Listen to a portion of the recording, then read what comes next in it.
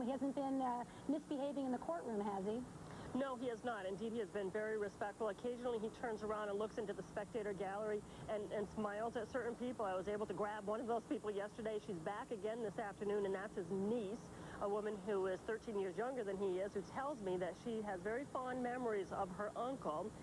His niece, his sister bore this child, but his mother raised her. His mother is no longer alive, and she is coming when she can to show her support for her uncle.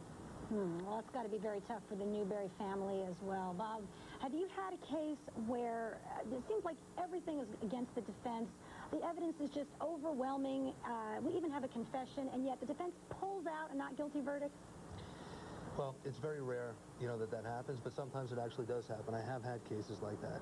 Well, I know that you have. No, what I'm saying is, what does it take? Not because what does it take for it to turn around? Well, sometimes things that seem obviously against you at first aren't really so.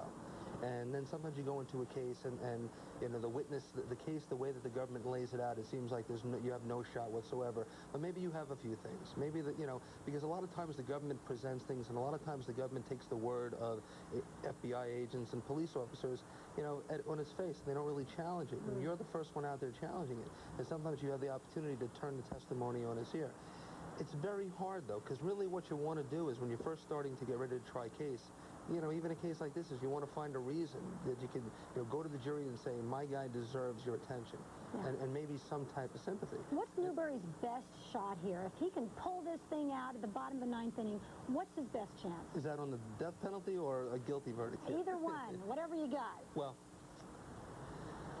this is a very difficult case, okay? And I think that, at first glance, knowing what I know about the case, it may just come down to what happened at the prison the first time, and I'm just talking about the death penalty phase. I think he has a very difficult time, he escaped, he's guilty. On the murder itself, it's very hard. He was there, 5 guns were shot, one of those guns at least was used, to kill this person. It's just a very difficult thing. Yeah.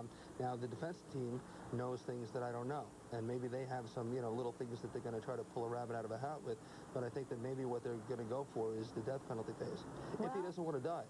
If he doesn't want to die. And one of the things I've learned here at Core TV is it ain't over till it's over. Some of these prosecution cases have looked very good, and the defense has pulled it out. Beth, this case has been moving quickly. What do we have to look forward to?